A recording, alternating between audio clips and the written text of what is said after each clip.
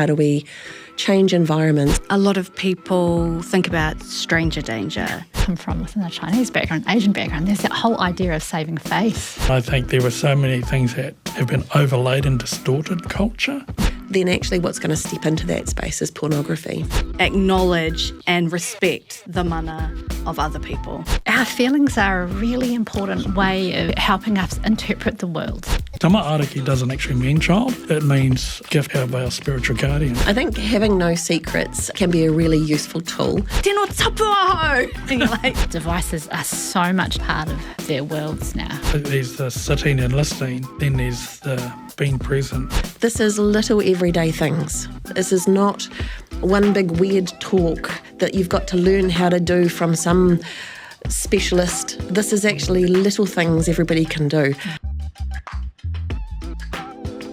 some people think we have laws against this, so why do we need to invest in prevention when we have a justice system? Such a small number of people are able to come forward. There are so many barriers. So if we are relying on arresting ourselves out of this problem, we won't stop it. And so we actually need to be both having a great response system, catching people if harm has happened, making sure that there are the services and support needed. But we cannot leave it to just wait and happen. We have to be looking at how do we change environments, how do we change relationships so as many of the protective factors are at play in any relationship we have, because we've got to stop the problem before it happens. Many of the people who've been harmed, their biggest desire is to have it not happen.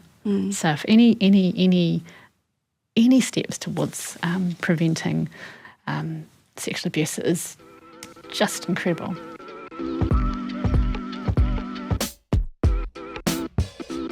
I'll never forget one of the trainings that we did, and there was a particular person who came a survivor of harm, and they weren't sure if they could stay for the whole time. And at the end of it, it's a whole day workshop, they came up and they said that they were really surprised they were able to stay, and that the thing that they really loved the most was seeing their community take responsibility for trying to stop this problem from happening anymore. That for them as a survivor are not being the ones expected to drive this change, because then they realised everybody cared enough to try and do something. Because I think that happens within the harm too, right? So that people get told, the people who have been harmed get told it's actually your fault. So kind of turning that on its head and saying as a society, as a community, as a bunch of people that we want to take responsibility for your well-being, for creating safe environment, for creating safe community.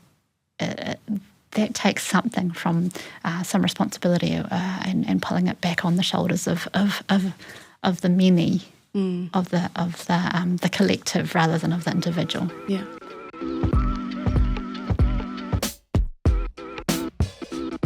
I wanted to say too something about the polarisation we have about this is the kind of person that myths the ideas we have about who are the people that perpetrate harm. I've heard so many times that idea that actually these people are people who have meant something to them. You know, there's been people who have been important members of their community, people they've looked up to, people they've loved. And that's one of the hardest things I think for people to come to terms with. So kind of there's those breaking those ideas around who it is that might have been who's likely to harm or who potentially could be harmful is important too. That makes me think about a lot of people think about stranger danger, right? And so I remember being at school in a decade before this one, in which we were told, we would have sometimes a community police officer would come into school and would teach you how to say, "Stop it, I don't like it." And that was prevention. So, so not, you're putting all of the onus, all the responsibility on a tiny child to keep themselves safe. But also it's this idea that the thing we need to be looking out for is the stranger in the white van. But I'm guessing from everyone's reactions that it is, and the stories that you've been telling, the harm is happening a lot closer to us, right? Yeah. What do you make of kind of the idea that perhaps consent education is all we would need to do to be able to prevent violence from happening? Great question. I think consent education is a layer, but not the whole picture. If consent is one thing, but if we don't know how to have a conversation with the people around us who matter, then it's hard to make any decisions about consent or form ideas about consent if you don't have that relationship. If you don't know that you can rock up to your cousin or your mum or your nanny, whoever, and go, this is how it feels. Then it's really hard to figure out some of the other stuff, which is a bit more one-off things that happen at different times. It's the everyday stuff. It's the little matters. Yeah, the little things that matter, and constructing a sense of who you are and how you feel and how your feelings about this thing that happened to you matter.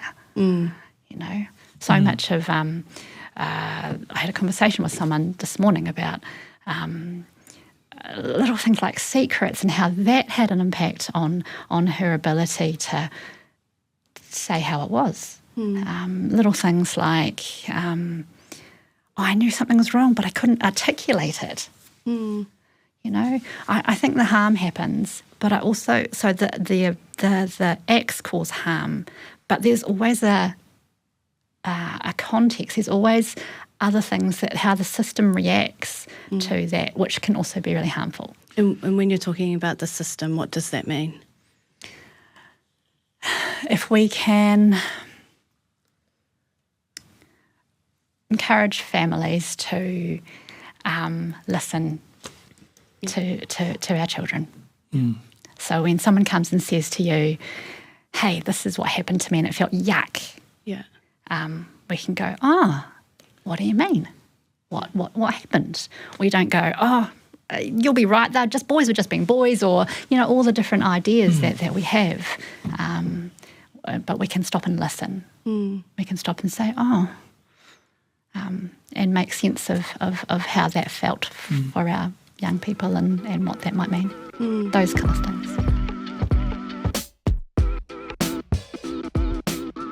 Rachel, how about for you and your work in primary prevention, if people are confused perhaps about how sexism, for example, might contribute to an environment, as you say, an environment in which sexual abuse, child sexual abuse is more able to happen, how would you kind of explain that? I think it's a really interesting question to think about why things like sexism, racism, thinking that some people, like children, are not worth as much as other people. So anytime you have a group of people in society that are thought of as less, thought of as not as important, whose rights don't matter as much, and who perhaps are thought of as not needing quite as much respect as other groups, then what you have is an opportunity for people to use this idea to do harm. So one of the things that I always remember is particular survivors who have said things like, every time harm happened to me, it would come along with, for women of colour, comments about my race as well. So slurs and stereotypes that put them down. So one of the things I think about is, what does power look like in society?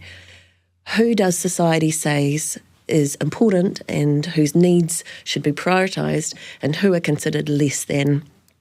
Anytime we have that, we have opportunities for people to justify harm or to use that power for their own means. Yeah. So it really matters that we value every human being for being worthwhile, regardless of their physical ability, the colour of their skin, where they live, how wealthy their family is. Every human really matters, and that includes children.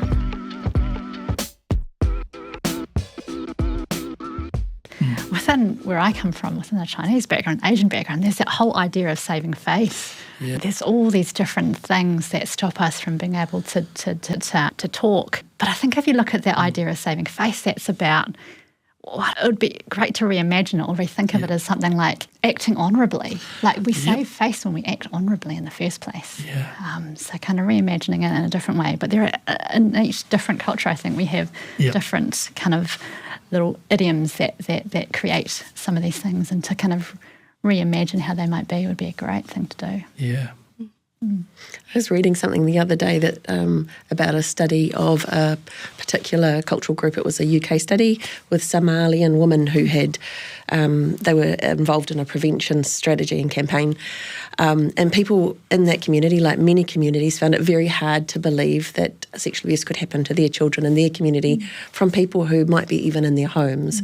And that was a big barrier for people. And one of the strategies that I loved that came out of this study was to celebrate those values that are protective. So for them, it was around their religion, for example, and to accept that some people will find it hard to live up to those values.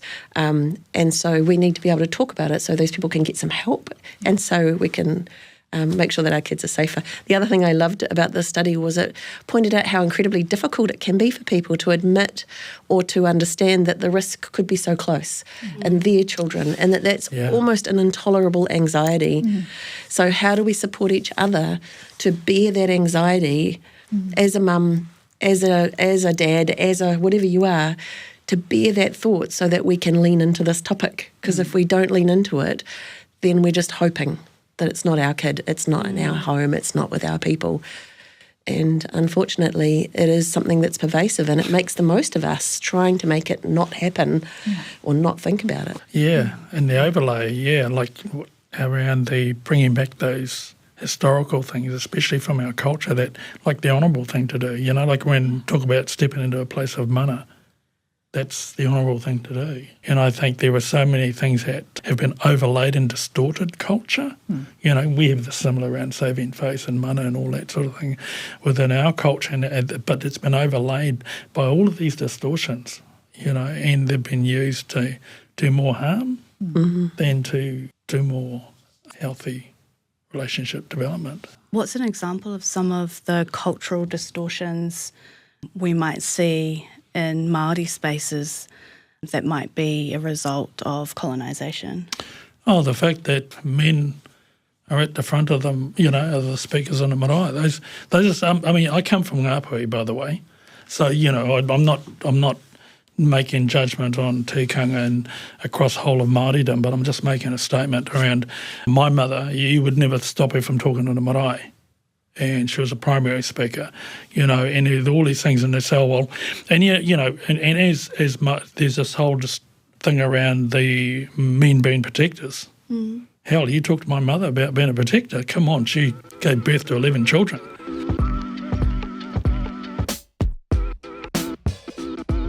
Had a friend who worked at the Reserve Bank of America, and they used to count notes by hand to look for counterfeits. And he said to his mate, he goes, "Hey, how do you know a counterfeit?"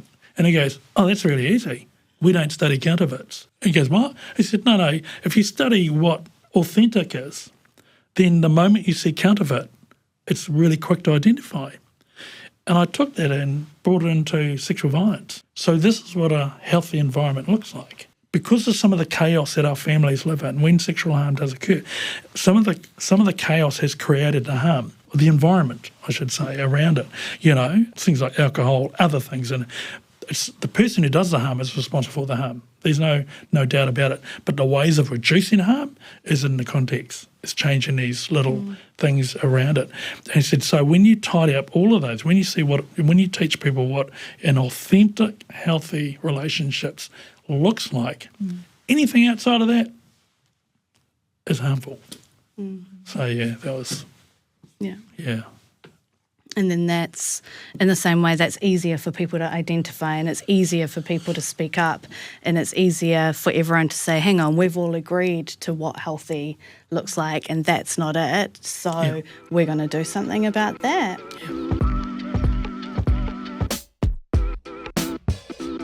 The other thing about Little Matters is that children are little as well, right? And they matter.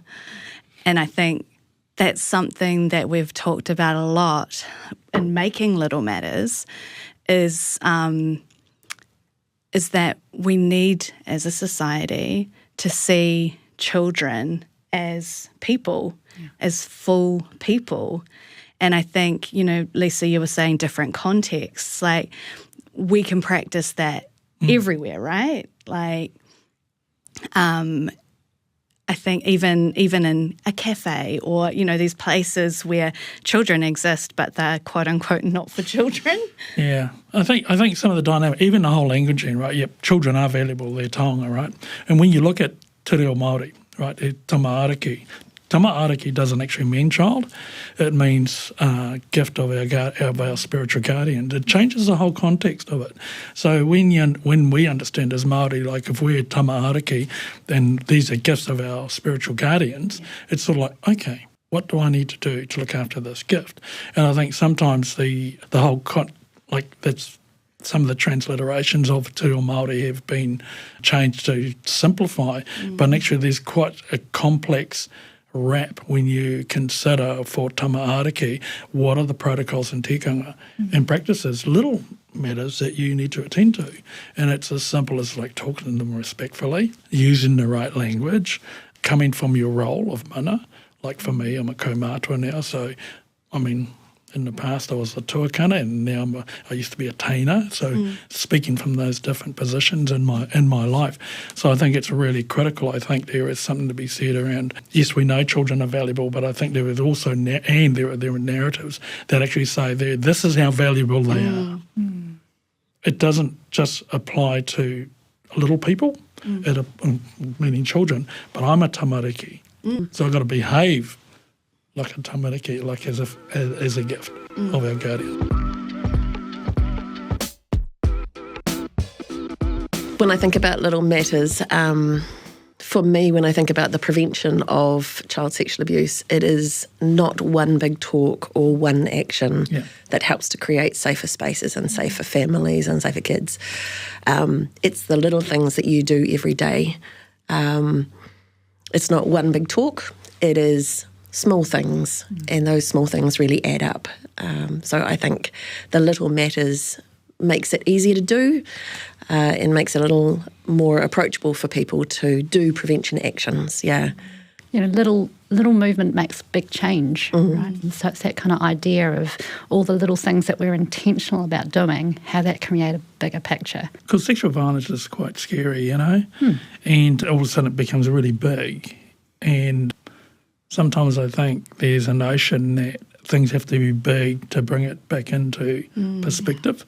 And with Little Matters, you're right. It's just those little incremental things that you can do on a daily basis. Doesn't even have to be every day. And I think that's one of the myths around sexual violence. Yes, the topic is huge and the harm is great, but the changes, those little incremental changes. Something that I hear quite a lot from people is, I'm glad that there's people like you all that are doing that work, and they kind of think about it as external to themselves. How do you think something like Little Matters might invite other people into having a role in prevention? I think when it comes to prevention, it's about having those conversations prior to something happening. That's where change happens, is when there is no crisis.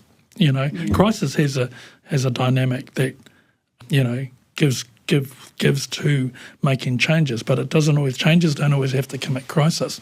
And I think it's when they're just sitting down having a conversation and within their whānau and just picking up things as they go, rather than sitting down and go, okay, we're going to do a workshop. Oh, God, I'm getting tired already. But, you know, there's those sorts of things. And just as you go, just making it part of a natural integration. Yeah, the behaviour doesn't happen out of a context. So, you know, the abuse doesn't happen in a vacuum. There's all these contexts, all these things that sit around it. And so if we can make change in some of those contexts, then we create a different outcome for people. If we can create a generation of young people, for example, who believe in all these amazing things and know what consent means and all that kind of stuff, then we create change. Yeah. Yeah, so that speaks to what we're hoping Little Matters achieves, right? There's kind of two key outcomes that we want to see from people using and sharing Little Matters. And it's that first one of creating those safer environments for children and tamariki now, but also being able to grow tamariki into young people, into adults who are able to nurture those safe, healthy, positive relationships. And that's why that strapline there is raising a future free from child sexual abuse. So I think now we'll start talking about the actual little matters themselves. Little matter number 1, no secrets. Some families have a code, no secrets, because people that sexually abuse use secrets to trap people into being silent. I think having no secrets can be a really useful tool. And what comes to mind is a particular family that I remember working with on one of the projects that I was involved in. And these were kids who were like about 3 and about 5. And they'd gone out with their granddad. And their family was really carefully looking at the amount of sugar that they were eating. So they had instituted this no secrets rule, understanding that secrets were often used against children to keep them quiet and sexual abuse. When they were out with their granddad playfully said, I'll get us ice creams, but let's not tell your parents.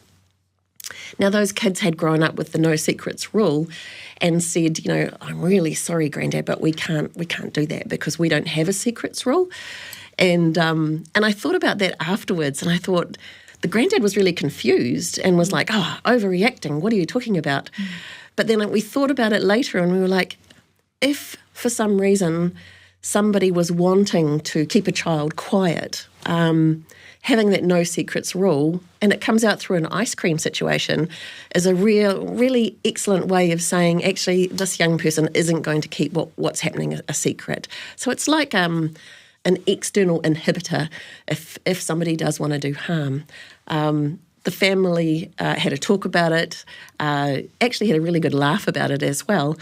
And, it was a really successful strategy for them. In my own family, we made it really specific. We said people shouldn't ask you to keep secrets about bodies touching, or if there's a secret and it makes you feel yucky, those are things that we really want to hear about. And so for each family, it can be slightly different, but conversations about secrets can be protective. And actually, as a parent, I don't want my kids to be keeping secrets about anything. Well, not anything, lots of things. I don't. If someone's being anything, I want them to tell me about everything. Yeah. They might not agree with me about that, but I want to encourage them to have that relationship with me where they can be talking about their friendships or their maths test or, all the different bits and pieces in their life. I want that kind of relationship with my kids. I want that feels really useful in lots of ways for lots of reasons, not just in this space.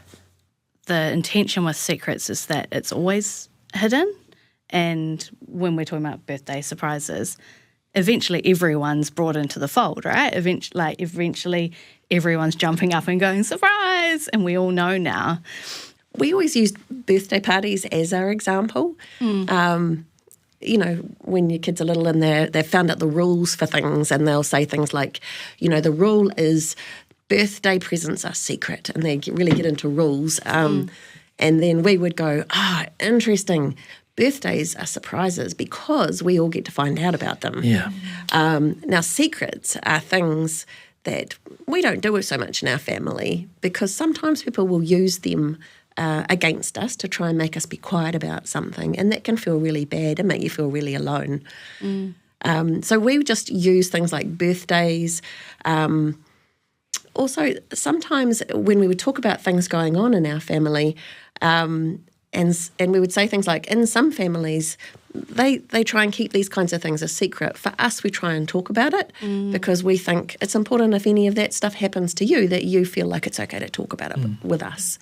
So we're just going to be upfront about it, and no, you can always come to us about anything even if somebody tells you, let's keep this a secret, we always want to know and we'll believe you.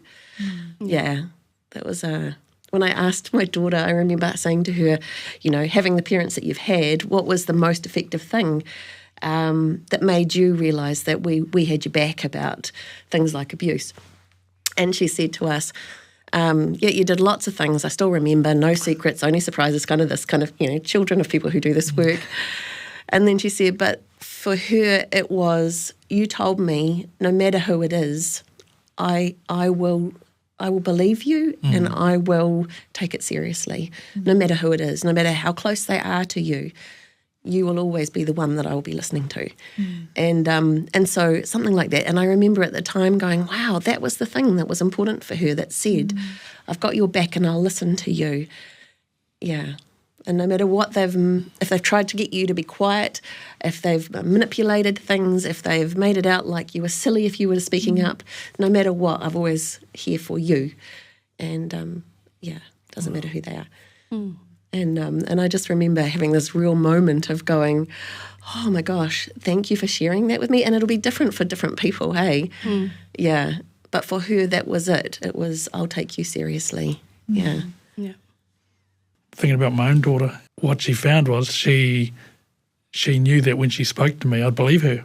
And I said, but I didn't say I'd believe you, Darlene, to my daughter. She said, but I just knew, because you'd say something and the first thing you'd say, well, does Mum know about it? Do we need to talk to Mum about it? And it was just like you give the impression that you're going to be believed. We need to do something about this. And the other thing that we did say about secrets, actually, that I'd forgotten about till just now, was that we were like, now, if somebody's made you keep a secret and we've had a no secrets rule, don't let that stop you. You can come to us at any time, because we understand sometimes people are really good at making you keep secrets. And so, we won't blame you if you've felt like you had to keep a secret for a period of time and then you finally tell us. You're not a bad person because of that. Because people can be tricky sometimes. And, and so kind of not making the rule itself something that hits the child over the head. But really going, we don't do secrets here, but you're not a bad person if somebody's tricked you into a secret. Often secrets and shame are interwoven. Correlated. And the sense like it's my responsibility because I didn't, all these people are upset now because I've told, and that feeling like it's my fault because I didn't keep the secret. And actually the person who did the harm is the one who has created that harm in that family or in that system. But the idea of secrets kind of locks it into the child or into the person who's experienced it. And that's not fair. That doesn't help healing. It's the opposite of healing, really. So that's why the no secret strategy can really help. It takes the burden off the person who's experiencing the harm. Little matter number 2, real words. Say anus or vulva like we say elbow. No shame or confusion. People that sexually abuse use shame to trap kids into being silent. How do you see using real words as being a preventative strategy? I think of a couple of things. One of them is it makes telling much easier. The number of people who I've spoken to who've said that the person who did harm would use various tricks and funny names. And so when they tried to tell, they'd say, so-and-so is touching me down there or using a funny name. And that's really confusing for adults who are listening to it. So there's partly that, although harm's often happened or beginning to happen at that stage. But I always think of it further back up the cliff, so as to speak. So when I see a kid who's using real words for their body parts, especially their genitals, what that tells me is there is an adult who is having a conversation with them about whose body that is, about what their body part is called. So that means there's a listening adult around them. And I think that's preventative because it signals to everybody around them this kid has an adult who's teaching them the proper words and there's an open line of communication. And so prevention-wise, it can work on lots of different levels and it's a really simple strategy. One of the things I used to say to parents when I was doing this work in a community was because we've been raised not to say those words, to use funny little nicknames. Is when you've got your you're having your first baby and you might be vacuuming the floor or doing something, say it, just get the words out. Vacuum the floor, saying the words, just to get used to them coming out of your mouth. Yeah. Because the more we are able to use them without any trace of shame in our voice, without any of that little weird hesitation, the more that our kids pick up is those parts of our bodies are like any other part of our bodies. We can talk about them, we all have them, we look after them, and we respect other people's as well. We don't show them through our words that this is a shameful thing. We show them that it's okay to talk about them. So it's preventative on lots of levels. My youngest is in Kōrero, and he has absolutely no embarrassment or shame around using, ure, kumu, whatever. And I think there is a bit of a difference between te ao Māori and te ao Pākehā with this. But also I wondered about, going back to kind of what we were talking about earlier around gender, do we have the same lack of embarrassment around teke or other words that we might use for female genitalia? I think colonisation has made it awkward, to have the conversation, even when you hear the English words, they're out of context because people use some really inappropriate words like willy. You shouldn't, those sorts of things. It's sort of like, who's willy? It's like you're not using the right language. When you use the right language, the right context, you're bringing back the mana of the of what you're trying to achieve, and saying this is what it is. And even like the old words we used to use, tiro, teke, and all of those sorts of things. Those my nanny said it all the time. Like make sure you wash properly, and they use those words, and so we shouldn't feel awkward around using them. In fact, they're quite normal. It's when they use other words that I become concerned, when they replace them with, lots of words you don't. But it also minimises the mana and tapu of a person's being, like all of a sudden diminishing that protection, like it's them marginalising it, make it, and it's so I think it's really important to use the right language, absolutely, because it just makes life so much easier. Because when some of the EVIs I've had to do is the evidentials and things like that, when you're talking about things like that, it feels awkward when you're having a conversation with someone and they're talking about this thing which is called John or Henry or whatever, or Willie, and then you have to go, okay, because you've got to get the detail. And then you just say, penis or, vulva or things like that. Okay, it's good, but they feel awkward, but they shouldn't feel awkward. We've got to remove the tapu from those sorts of things. Well, we've got to remove the distortion, I should say, not the tapu, the distortion. Yeah. And Lisa, what about for you in your work? How could you see using the real words for body parts being beneficial? I guess using the real words enables us to put less shame on these parts of our bodies. So there's already so much shame that people carry when they've been harmed. But that's about the act as not opposed to their body. Our body is still amazing and beautiful and all these things, but we so clearly associate the act for people who've been harmed with their body parts. And so being able to name their body parts, being able to take shame and embarrassment and all that stuff away from naming our body parts, it kind of helps take the shame away from the act as opposed to the body, because we feel so ashamed of our bodies in that space. But it's hard, getting your head around it, your tongue around it at the beginning is really like, have to put as parents, have to put aside our own embarrassment about it, I guess. It's hard until you do it. Yeah. It was just like everything that we've talked about already, right? You practice and you practice and you practice, and then it's normal. Are there any considerations with regards to using real words that might be different within a Chinese context or within an Asian community context? Never talk about these things in the Chinese context. I don't think I've ever said any words. I've never said penis to my mother. I've never said vagina. Like, that would never happen. So another layer, I guess, another layer to kind of consider. But why haven't we? Because it is the same. Like, well, it would be strange if I'd never said elbow. You know? So it's interesting. You feel like this is a conversation that you could have with family? I could certainly have this conversation with my children. The younger generation. Yeah.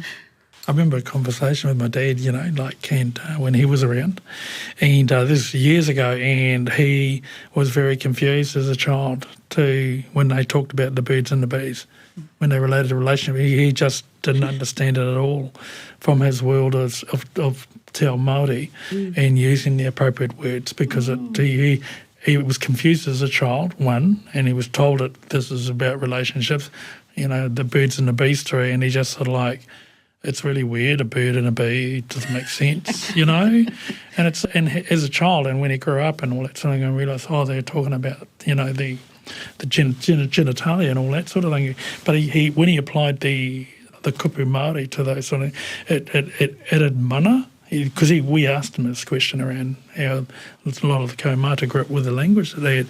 We just called it for what it is. It's best to do that, cuts through all the red tape, and they all knew that this is what it was, But there was also the importance of that, because you're talking about, for wahine around te whare tangata, from where the wahine where the birthplace of our people, of all of our people. So, why would you be ashamed of that, he said. And it was pretty matter-of-fact, even more matter-of-fact than some people today. Has that followed through with your children? Yeah? Yep. And the way they parent as well? Yep. With my children, because it was because I've fostered 34 children over a period of about 13, 14 years, so language is really important. These other names aren't relevant. They're very confusing. So, it was really, and they'd feel awkward. My children felt awkward. And now it's like, this is what it is, And sometimes I know my children thought they felt some of their innocence was taken, but it was the innocence was that this is the distortion. Yes, yeah. It wasn't their innocence. It was, this is the distortion of the world around you. You don't talk about this. In our house, it was, you had to, it was just something. It's not like we talked about it all the time. It was just when it came up, you said the word. Little matter number 3, real talk. If kids are asking, it's a sign they're ready to know something. They can learn in the playground, from a song, on the radio, or from home. When we give simple, honest answers, age appropriate of course, it builds trust and shows them home is where we have real talk. I think when we're able to have open conversations around things like sex and bodies and friendships in our homes, then our kids know that this is somewhere they can take concerns, and they know that we're interested and that we're going to listen. So really this one is about showing that you're there, showing that you're open to hearing. When there's harm happening in the home, every single person can create an opportunity with kids to say, if there's ever anything you want to talk to me about, I'm here to listen. And so it's about making ourselves available and being willing to really listen with open ears and an open heart. Listening and being there for our kids is a really protective strategy. I think the other element about real talk is that if we aren't telling our kids about sex and bodies and relationships, they will generally go online and look for porn, and porn's the main educator these days. So if we're not in that space, giving all of our values and richness and ethics, then actually what's going to step into that space is pornography. So if we want our young people and everybody to grow up safe and being able to have healthy, happy, consensual relationships, we need to make sure that we're not leaving anything up to chance. That we're in there at different stages, little and often information that's going to help them understand themselves, their emotions, their bodies, sex, and the world. Yeah, so... Because there was a lot of kickback, when we were doing the education in schools and all that sort of thing, and said, they're teaching them about sex and all this sort of stuff. Oh, God.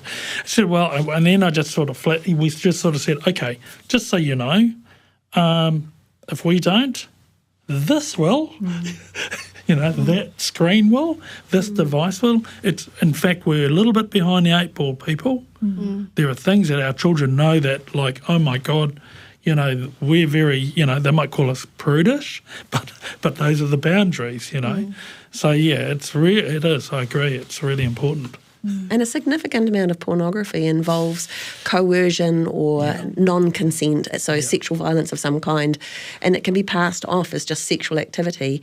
And so if we aren't in there talking about what is sex about, what is it, why do people do it, then in fact that's going to take its place, and it will look like non-consent is consent. And if we want to end this problem, we've got to get in there. So, real talk, real conversations. Yeah. And I guess, like with all the little matters, little things as they come up. So when your 2-year-old comes and asks you about this, you don't want necessarily to know about the birds, what's it, the birds and the bees. But to know about what it is that they have questions about. And we can make mistakes, and we sometimes have to take a deep breath and do. I remember my son, when he was about 3, he saw some tampons in the bathroom, and he was like, "Mum, what are those?" And I remember taking this huge deep breath and going, "Okay, here we go," and starting to tell him what it was, and he goes, "Oh, I thought they were lollies." So disappointing. Yeah. If you've got a no secrets rule or tikanga in your house, does that mean that parents also don't keep secrets from children? I think it's a great question, and I think it's not a matter of telling children absolutely everything, because some of the information that we as adults have isn't really appropriate for children. And in my own family, the ways that we've negotiated that is to try and stay as honest as we can, so that it doesn't hurt the child, and so that we're not lying and keeping secrets. So, for example, when my daughter was smaller and she would ask about particular things that might not be everyday topics for us at that age, we would give her the information that she needed in order to be able to make sense of her own feelings, but we might not give her all of the information at that age. Little matter number 4, protect tapu. Everyone's body is tapu and deserves care. No one's allowed to touch people in ways that make them feel uncomfortable. Yeah, I remember having this silly thing, and I suspect it's because I'm a counsellor, but with my kids we'd play this tickle game. Kids love being tickled. My kids, when they were little, tickle, tickle, tickle, tickle, and they'd go, stop, and I'd go like this. Okay, you said stop.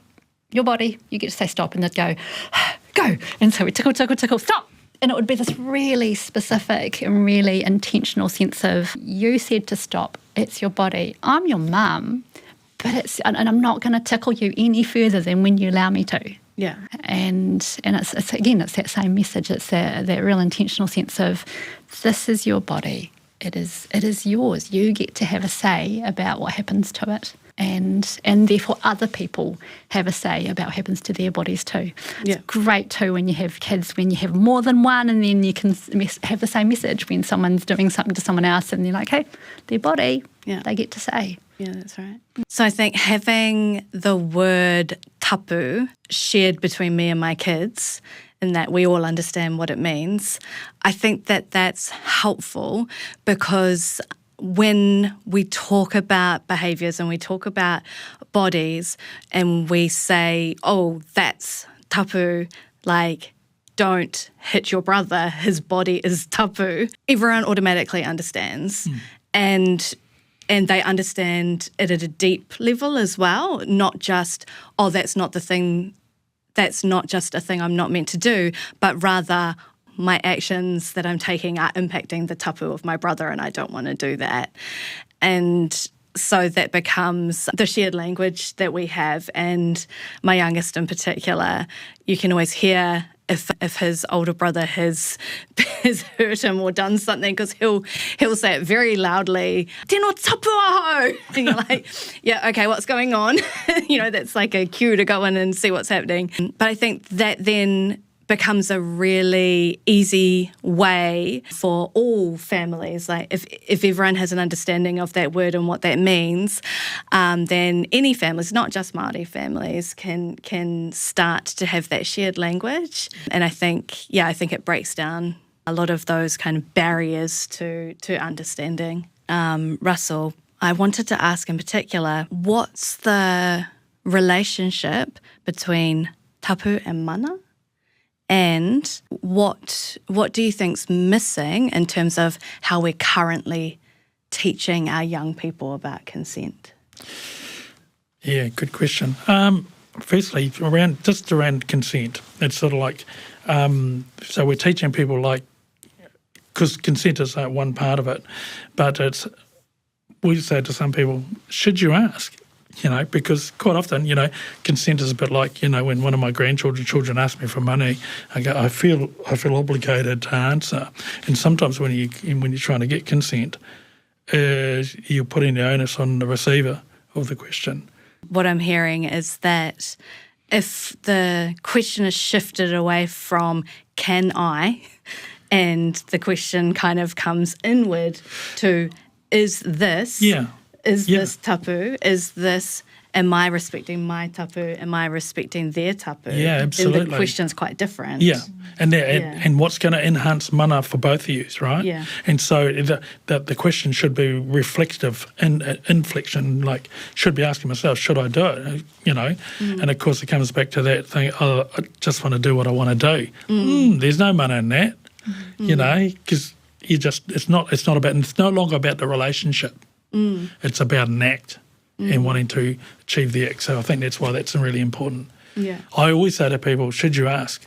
Yeah. Let's go back ask yourself, should you ask the question, is it going to enhance mana? Is it going to breach the tapu of that relationship? Well, if it does, this is the answer to your question, no need to ask. Yeah. Yeah. To put that person in that awkward position, if that makes sense. Yes. Yeah, it does. Little matter number 5, respect mana. Every child is born with mana, a right to stand tall, be respected and to choose. You gain mana by respecting other people's mana. It's little, but it matters. So I wanted to ask Rachel, because mana is one of those words that's used by all New Zealanders, right? And sometimes we might have quite different understandings of that. So I'm just wondering for you, growing up in Aotearoa, what did you take mana to mean? I took mana to mean a much more two-dimensional kind of sense than I think now, well, I understand it now to be. I took it as being about being respected and about having kind of power and dignity. And I saw it much more as a thing that maybe you had over people as opposed to that you were born with and everybody had intrinsic value. And so I have heard people when I was younger talk about mana in a way which was not so helpful, which was much more like, oh, if you say no, you're going to make me look bad and that will make my mana go down. Yeah. And so it was used in a way which wasn't helpful. And I think it probably a false sense of mana, actually. And so, yeah, I've been lucky enough to learn much more about it. And so we say every child is born with mana. How does that sit if we've only ever been told that mana is something that you get by doing great deeds, and now we're saying, well, actually, children have mana? Yeah, absolutely. I mean, coming back to tamariki, I mean, there's one part of the mana, I mean, it's intrinsic. It's something that you're born with. It comes through your bloodline. Those things you can never take away from someone. And some people feel like you're trampling them, And keeping in mind that, we're living in a colonial world, colonised world, and the distortions of mana have been quite significant and been taught, trample my mana and go, oh, okay, did you have mana to begin with? Yeah, I think you did. There's mana that's ascribed to you, mana I and mana o, both that you're born with, and mana that's ascribed to you because you're the who you are, and not only who you are by your actions. Mana wasn't always ascribed to people externally. Mana o, which is an external, wasn't always ascribed to those people that had some really bad behaviour. It wasn't. It's like, no, you're not a kaumātua because you're not standing in that role. That's the role of mana is kaumātua. So in that context, you can be stripped of that role. I think they go hand in hand. But I think what Little Matters does, it uncovers some of the distortions and removes them. It's like we're now dusting away those conversations, making it more easy to talk about. I think what I really love about this as well is it acknowledges that children are people too, and that children have value just like all human beings have value. And when we look at what helps to prevent, when we're thinking about primary prevention of child sexual abuse, we need to be raising up the value of children in our society. And I think that this does this beautifully. When I first became a parent, and I was so excited to share my beautiful baby, who is clearly the most beautiful baby that was ever born ever, with the whole world, right? And so I used to put lots of photos of him online, and, as we grow older, as we get more information, and I began to learn and feel that was not necessarily a safe thing to be doing, but B, I was doing that without his permission. And that became crystal clear to me because as my boy grew older, he would say, no, Mum, I don't want my photos to be online. No. And he would even shy away from having his photo taken. And I was like, oh no. So I had to sit with that and go, I've done things that actually my boy was not okay with. And so then I would say, I'm really sorry that I did that because I didn't know, but I will listen to you going forward and I won't do that anymore. And so now I don't put any pictures online, and I'm very conscious of asking my older boy, because school and, those kind of places, they want to take photos of kids. And I'll say, are you okay with that? Do you want that?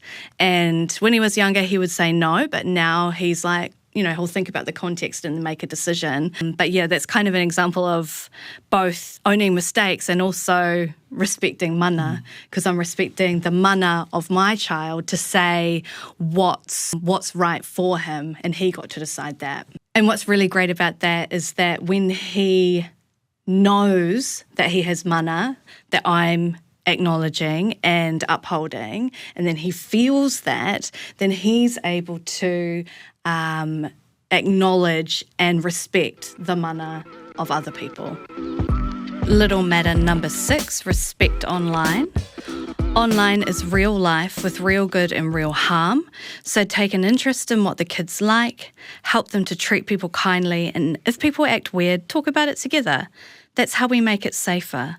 I think our kids' devices are so much an integral part of their worlds now. And, it's the way they connect. It's the way they interact with their friends and with the world in general. I would quite like for them to put it away and not do all that sort of stuff. But actually, that in doing so, my kids aren't going to stop doing it. It's too big a pull. They're gonna do it in secret. They're going to do it behind my back. They're going to do it literally under the covers of their bed. It's one of those things, putting it into the darkness, banning it is not...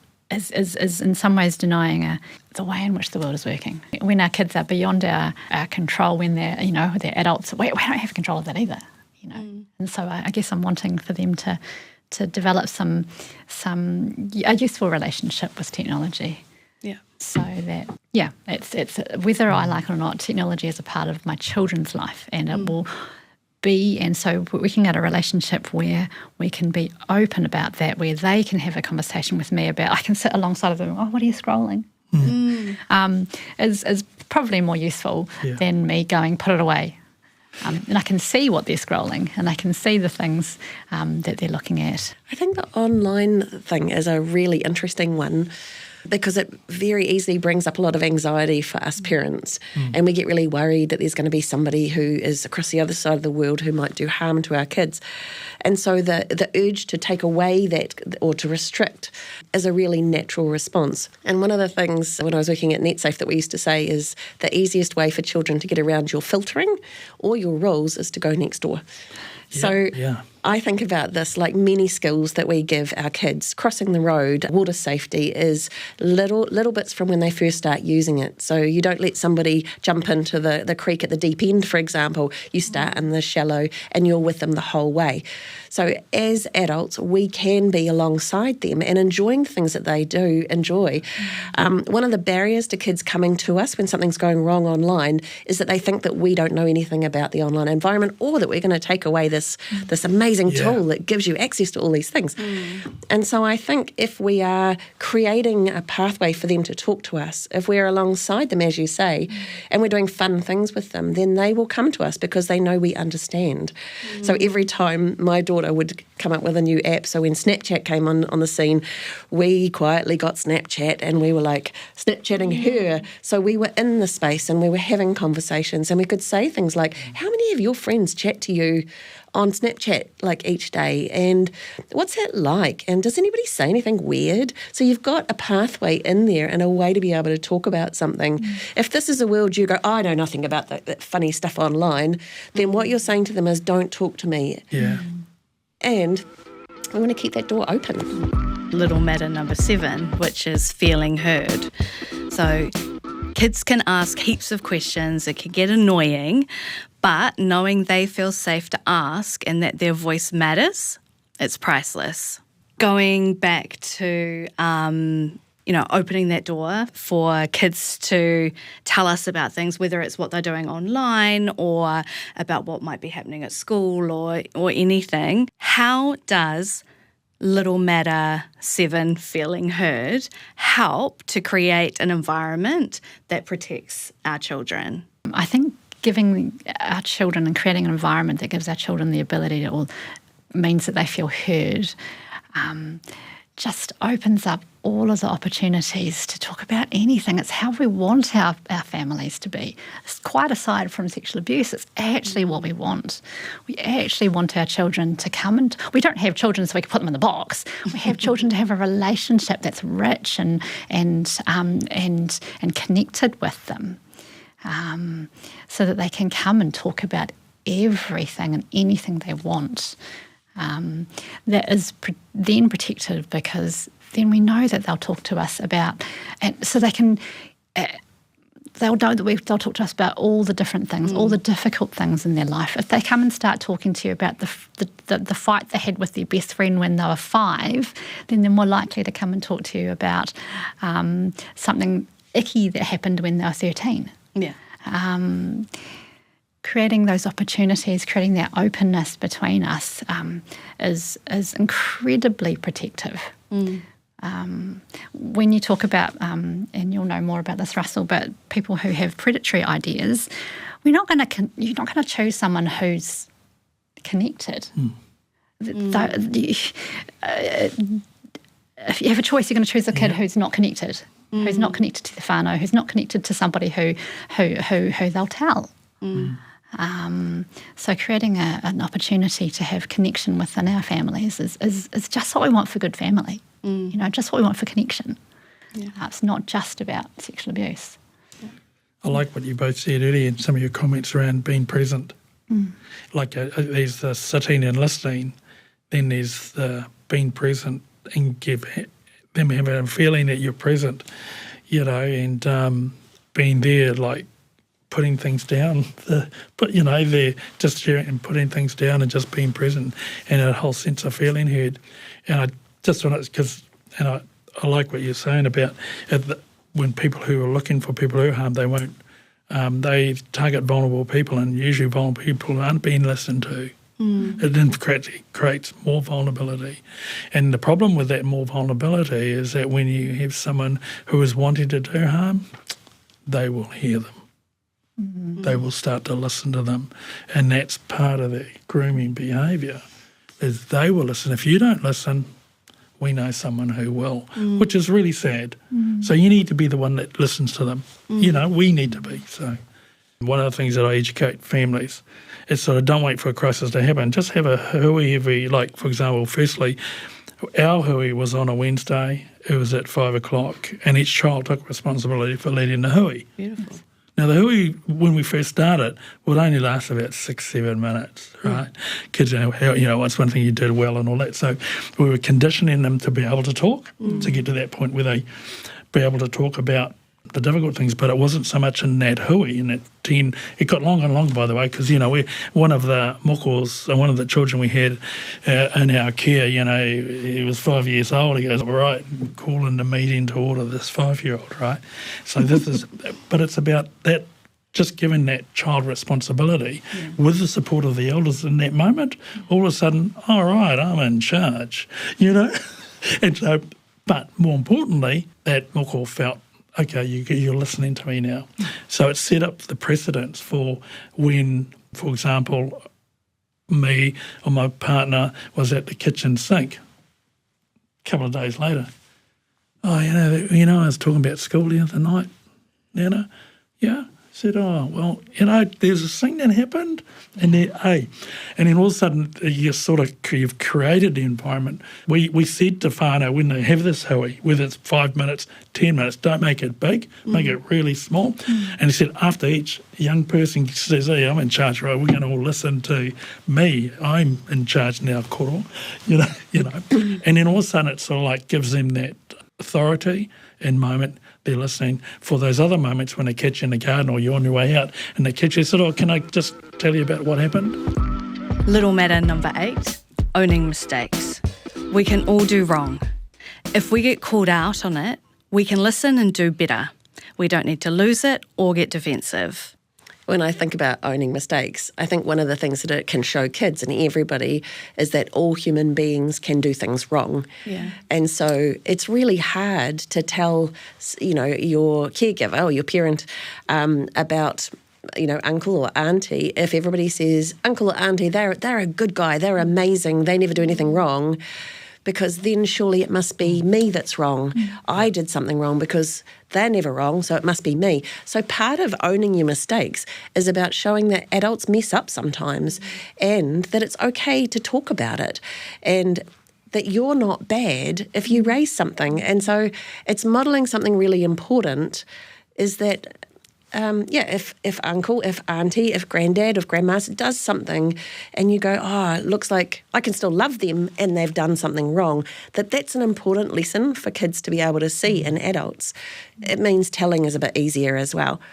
One of the things that I remember doing in my own family was instead of saying, you know, this person, Joan's a nice person, we would say specifically, I like this about Joan's behaviour, because we were always really aware that if we say Joan's a nice person, how hard is it for that kid to say, oh, Joan's making me feel weird, or Joan did something that just feels a little off, because they know that I love Joan. I think Joan is 100% awesome. And so I sometimes think when we talk about, you know, somebody being a nice guy or a good person, we're creating almost like a bell jar that goes over them, and it's really difficult for us to have conversations about behaviour and for people to raise stuff about their behaviour as well. So, yeah, I catch myself sometimes because I'm so used to saying, oh, they're a good guy, or I really love them, instead going, I like this about their behaviour, so that, we're not saying somebody is a good guy or a good woman. We're saying what we like about their behaviour. So there's more pathway into having conversation. Important self-regulation skills as well. Like if you see adults who can look at their own behaviour and reflect on it and be able to talk about it, those are important skills that are being modelled to kids that they can take into their own relationships later on, so that we're more accountable and able to handle our own jandle a bit better. And so I really love this because it is about showing the basis of a healthy relationship, which is self-reflection, being able to manage your own feelings. Yeah, important skills. Yeah. And you teach courage, eh? Yeah, Yeah, Yeah. it is. It's courageous. Because it's vulnerable. There's no courage without vulnerability. You know, That's you're right. teaching it's okay to be vulnerable. It's okay, and this is what develops courage. Yeah. Yeah. And there can so be a generational thing about this. Like in our whānau, we've had conversations about this very thing. Somebody in our family, when they saw us apologising to our daughter when she was maybe 6 or 7, took us aside and said, never, never apologise to your children. They never need to see that weakness.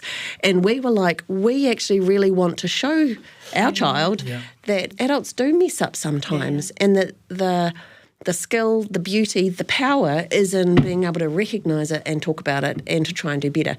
And so we hope that that's what she takes into her adulthood, because we were brave enough to say, yeah, we messed up here.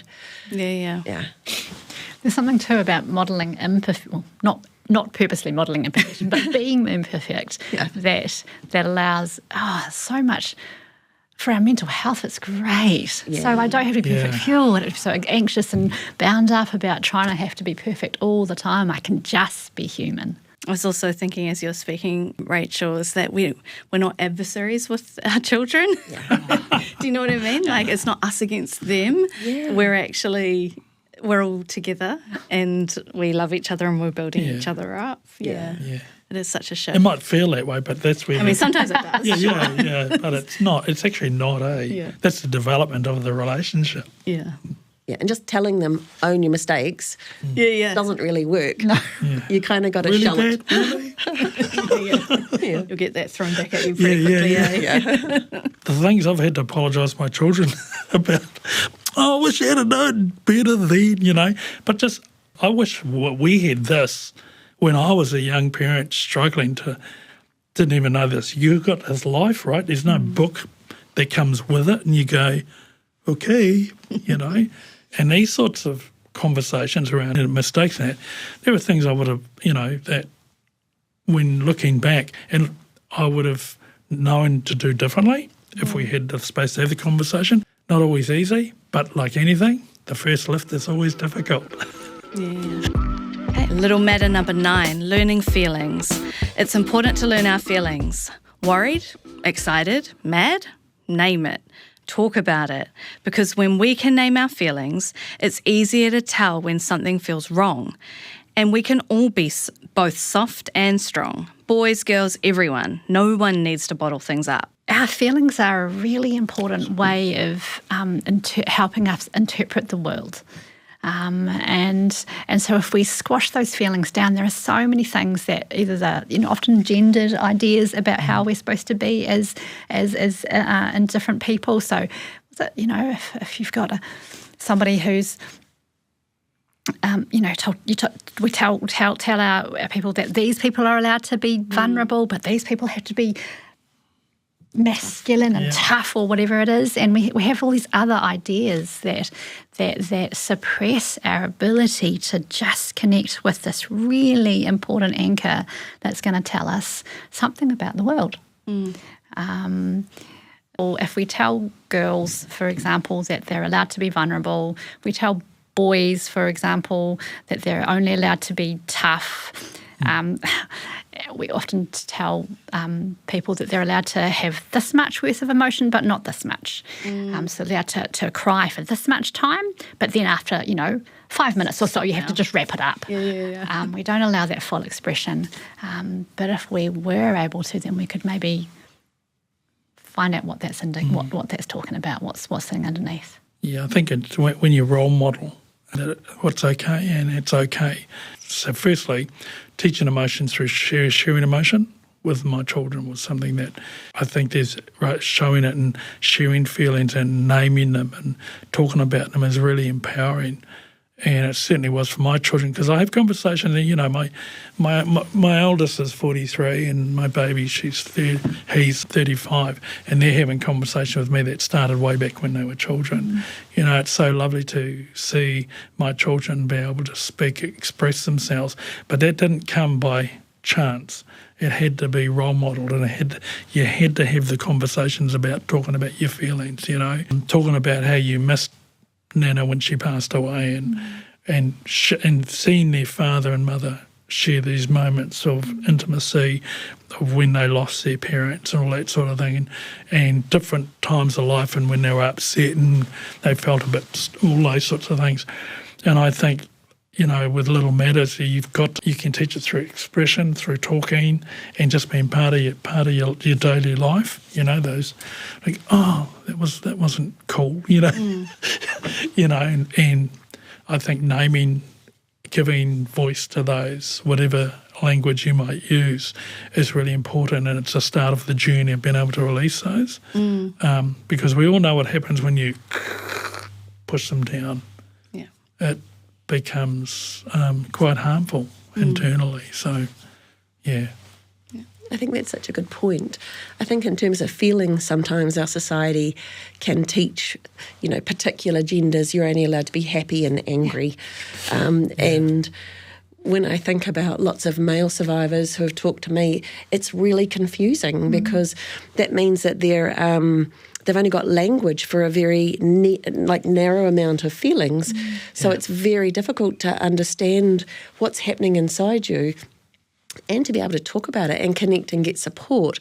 And I think that some of those ideas around who cries, who has particular feelings, we're all humans. All humans have all feelings.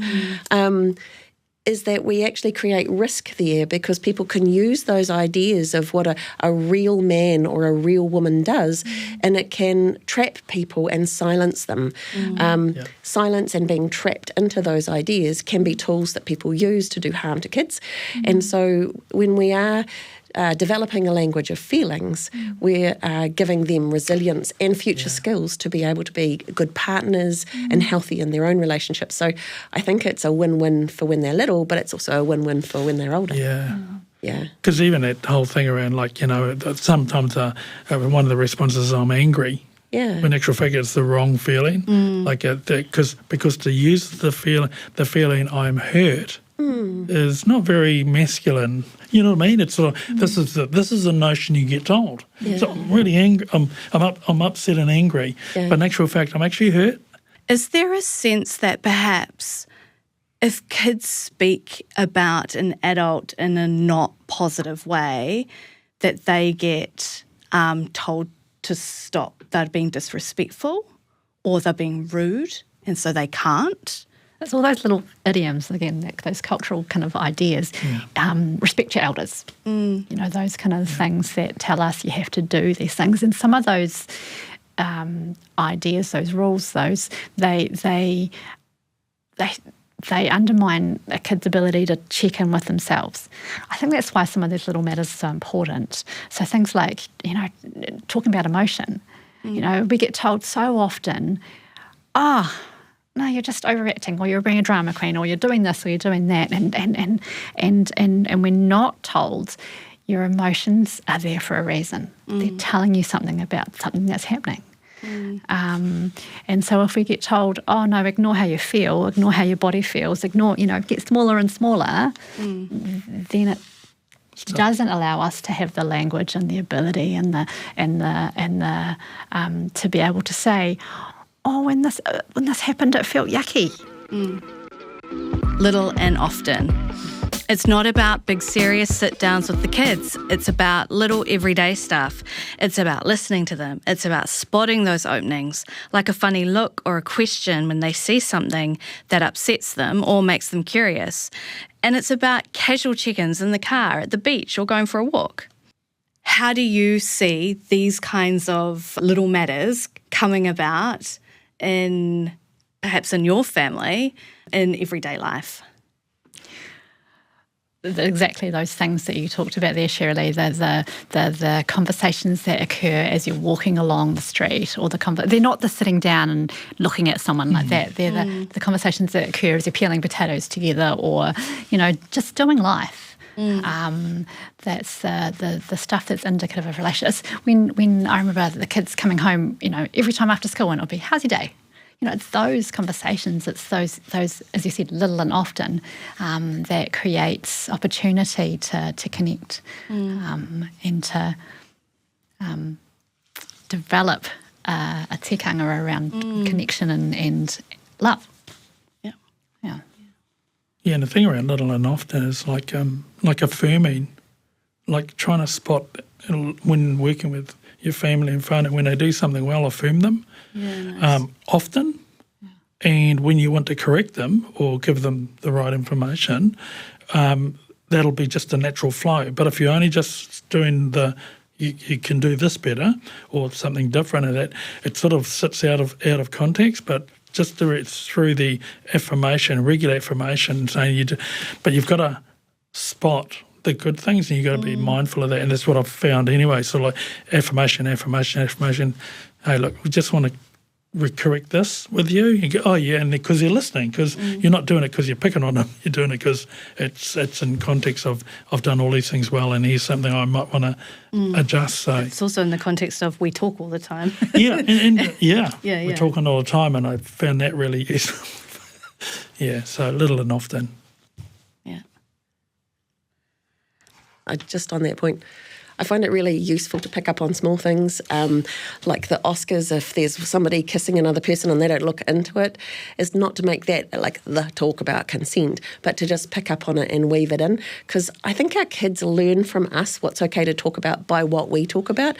So if we only do one talk about bodies or feelings or sex or relationships, then they learn you don't talk about that. But if we're doing it little and often, they learn it's okay to talk about this. One of the big things about Little Matters is it's not just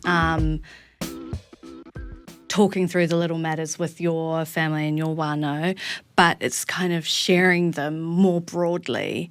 Does anyone have any ideas about how you might share them in a way that kind of feels natural, or like how you might, how have you shared your own family tikanga around safety?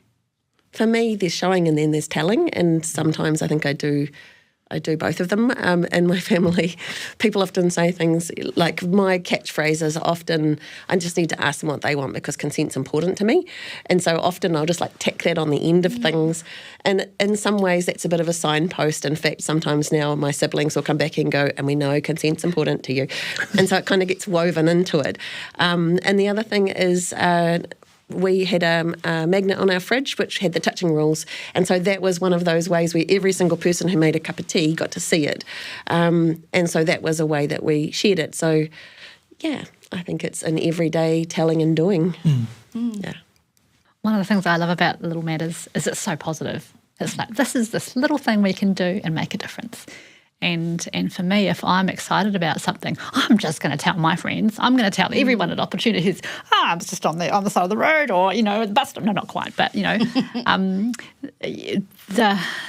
if I'm excited about something, if I can see something's making a difference, if it's creating connection for me and my kids, I'm going to be telling everyone. When people come into my house from the outside, they get an experience of it. If you're there on a Wednesday night at 6 o'clock when we had our home years ago, you'd be part of the conversation. When I think about all of the little matters, they come together in different ways for different families. There's some things that will really suit particular families and other things that will suit others. And when I think of that, I think about some of the families that I've worked with in this prevention area, that for them having some touching rules and up on the fridge so everybody can see them was the thing that started conversations and kept that conversation going, because it's an everyday prompt. And there's language there, so it's much easier to use the language.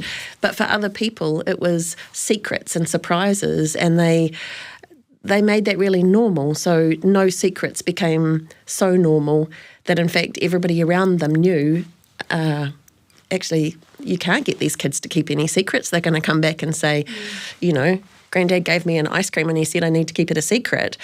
And so that says something. And I think one of the things to be aware of is this is little everyday things. This is not one big weird talk that you've got to learn how to do from some specialist. This is actually little things everybody can do. I think that's one of the beauteous things about this, is it's not something that many of us are not already doing. It's just really intentionally thinking about them and trying to make sure that we're not countering these little matters with the things that we might be doing every day. I'm thinking about consent, for example.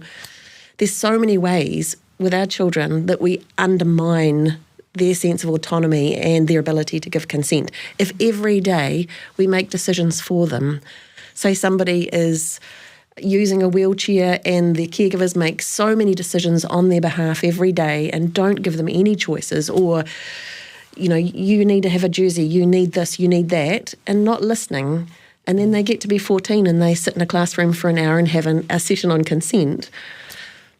Actually, how do they know what they want? So this is about little ways of looking at big topics and doing one small thing. Because when everybody does one small thing, you have a movement beginning. And for me, Little Matters is about creating a movement in Aotearoa where we cherish our children, we cherish them, where we help them to grow up as healthy and safe as possible. I think it's really exciting.